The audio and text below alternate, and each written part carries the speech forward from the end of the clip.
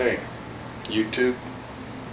By now you've probably seen some of the videos we've made about how to do certain speaker repairs. Like, for example, here's a Pioneer out of a Pioneer HPM 150 that we had some do-it-yourselfers thought this was going to be a pretty easy thing to do, and then they finally came to their senses and brought it to me. It's not what I want to show you today. In the process of doing these repair videos, we've been getting a lot of questions that we're unable to answer in a way that delivers usable information, because the person asking the question just simply doesn't know enough about how these things work to even understand the information that I'm giving to them.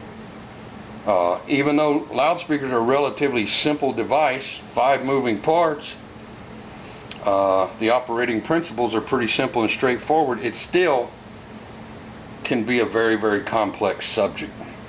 So let me show you a few things. I think what we're going to do is we're going to call this Loudspeaker 101. That's what we're going to do. So I'm going to show you a few things here. Here's a voice coil that came out of a Servan Vega.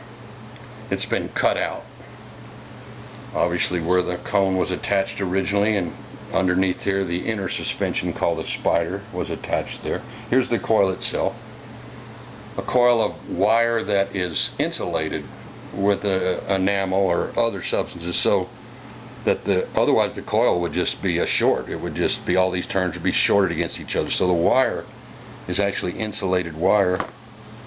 Here's another coil. This one's out of an old AR. You can see the failure mode here. The paper form just finally collapsed. In this case, you've got a form made out of aluminum, much stronger. So in the old days, pretty much craft paper was pretty much the standard. And then we started moving into things like aluminum and fiberglass, and then the high temperature plastics like Nomex and Kapton. The strength of the former and the type of material the form is made out of is an important feature, but those are details that we can get into later on. Back to the basic coil. All the coils all look basically like this, different diameters, smaller and larger, different winding depths. And let's just look at the property of a coil here, just as a basic lesson in inductive magnetism. Alright, we'll put our meter on this coil, and we'll take a piece of steel here. We'll just use this little nut driver, and we move this piece of steel back and forth in this coil of wire, and look what it does. Produces current.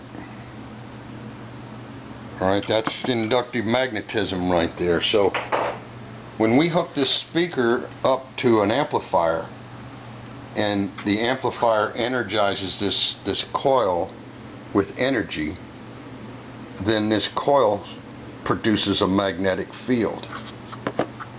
Now we have another magnetic field with the speaker being created by the permanent magnet. In this case, you can see the magnet, you can see the top plate, and you can see the bottom plate. This additional magnet is called a bucking magnet, and that's put on there to collapse the magnetic field, the fringe field, so that this can be used in close proximity to a CRT, which, I mean, who uses those anymore, right? So ever since we started, we discontinued the use of CRTs, this whole bucking magnet for magnetic shielding has gotten to be something that we don't even really need anymore. So alright, so we put energy into the coil, we create a magnetic field that works against the magnetic field here created by this magnet. Now this happens to be a B&W with the magnet removed. So you can easily see the voice coil. You can see how it moves in the gap. And you can see, when I say gap, that's the distance between the top plate and the voice coil itself. Now, this little piece here is the pole piece and the back plate, and when they're put together like this, it's called a T-yoke. So for this speaker to work, we would put a magnet. We've already got the top plate. We would put a magnet on here, and the magnet is a donut, it has a hole, and then we would put the T-yoke in to complete the magnetic circuit. And as you see, now we have the pole piece inside of the voice coil. Now, let's just say that the magnet on this side, which would be the top, is the north pole of the magnet, and then the other side of the magnet is the south pole that the back plate's going to attach to. And because the back plate is all steel, it's going to be magnetized to the south pole that it's attached to, and the south pole is going to be related to the pole piece. So the north pole is the top plate. So between the two, you have a complete magnetic circuit. That's why the coil wants to move to and fro, because you have the north pole here and the south pole here, which is transferred up in through the voice coil via the pole piece. So that creates the magnetic circuit, and when you energize this coil with an amplifier, the coil turns into a magnetic field, and the two magnetic fields operate in conjunction to create the movement. As you modulate the voltage, the current coming into this coil, it changes the magnetic strength and the interaction, and it causes the to and fro, the linear movement.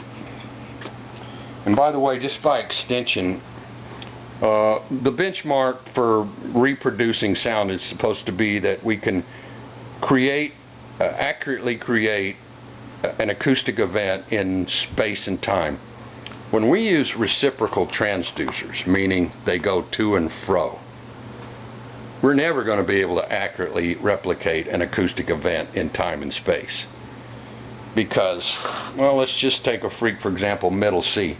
At standard A440 tuning, you're looking at about 252 Hertz. In other words, if the note lasts for 1 second, this has to go to and fro 252 times. So each time, each cycle, you have to go from a dead stop, you have to accelerate this mass, then you have to decelerate the mass. You have to stop it, turn directions, and accelerate the other way. And you have to do this 250 times a second. It's never going to be fully linear, and it's not going to vibrate in the complex way that, say for example, a violin string vibrates. Alright, here's a voice coil still attached. Outer suspension, polypropylene cone. You can see where the voice coil leads have been attached to the lead wires and glued in place. And then you can see what's called the spider, and they're called spiders because early on, instead of one circular piece, they were legs, and so they sort of look like a spider. They're still called spiders. So you have an attachment here. Normally the spider, the cone come together, but sometimes there's a space between them, depends upon the alignment. Also, here's another detail. Look how the glue, when they tried to re-glue this, look how they used the wrong glue and how it buckled the cone. Another reason you can get into dangerous territory when you're doing a do-it-yourselfer job and you're not quite sure about these details. Alright, so mechanical restoration force. This outer suspension and the inner suspension, they act like springs. You make it go forward, they want to pull it back. You make it go back, they want to pull it forward.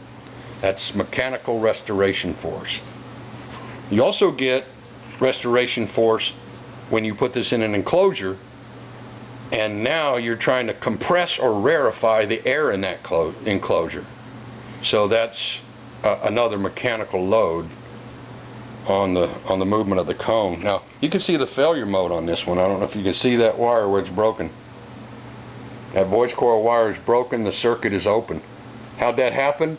When this suspension came loose, they're still driving energy into it, and it's moving too far, and it slams into the back plate and breaks the coil wire. Circuit open. Alright, here's some examples of some high frequency. Here's a diaphragm for a compression driver. That's the diaphragm material itself, made out of titanium. That's the voice coil. Rides in a gap. Here's another little tweeter motor. Back plate, top plate, magnet, north pole, south pole, pole piece, magnetic gap. A diaphragm with a voice coil. This happens to be a phenolic material in the voice coil. It goes down into the gap. And look, notice the winding depth on the coil is equal to the thickness of the top plate. That's called an even hung coil. Now there's three ways to do the voice coil winding depth as it relates to the thickness of the top plate. We can be what we just saw, even hung, same. We can be, the winding depth can be narrower than the thickness of the top plate, so that all the turns are always in the gap. That's called an underhung coil. That's the most linear, because you always have the same number of turns in the gap. And then we have what we mainly see nowadays, overhung coils. We have coils where the winding depth is 2, 3, 4 times the thickness of the top plate.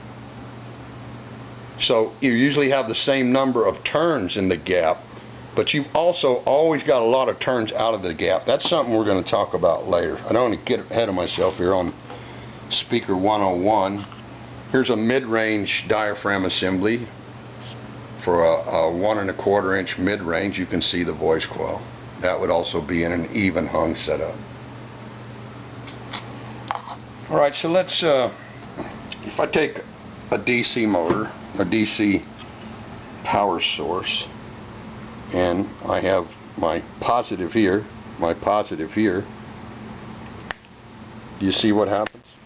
I get a forward movement on the cone. Direct current. Now, what if we switch polarity?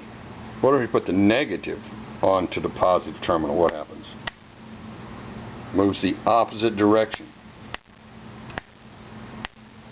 So that's the operating principle. Now let's see what happens when we hook it up to some alternating current. Sine wave generator. If you're going to do any serious work with speakers, you need to have one of these. I'm sure you can get one of these probably in your phone nowadays. So just randomly, it happens to be set right now at 726 hertz. You can see that. And now you can hear that. You don't see a whole lot of movement. Of course, that's only a few watts, but you're not going to see a whole lot of movement at 728 hertz. So we're going to drop it on down.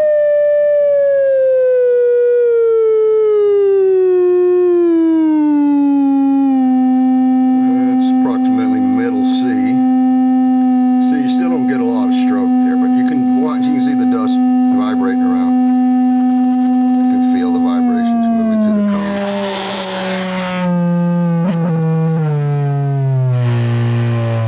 Vibrating all kinds of things on my bench here because it's sitting flat on the table.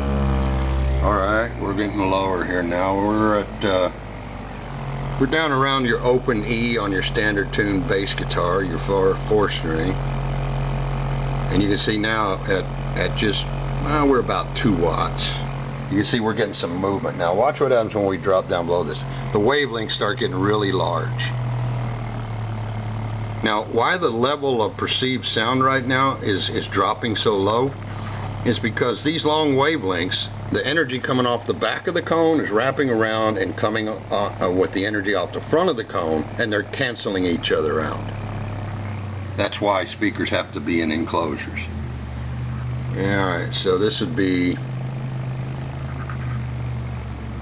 Alright, let's see, let's go back up a little bit. Just want to show you this, and for you bass players, 32 hertz right there. That's your 5-string, your low B. standard A440. Alright, so let's drop it on down and get right to it. Now we're doing 10 hertz now. I think my generator will only go down to maybe 6.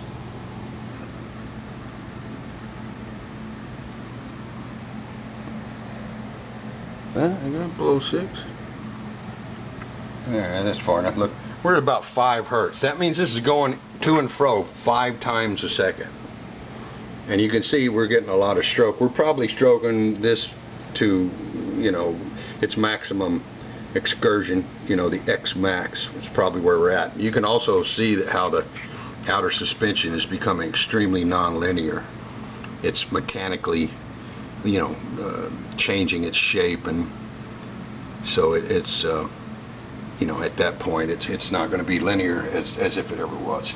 Okay, so that's just to give you a little taste of Speaker 101, and let us know what you thought about this video and if it was helpful and what else you need to know in the comments, and we'll see if y'all are interested in this. We'll come up with some more.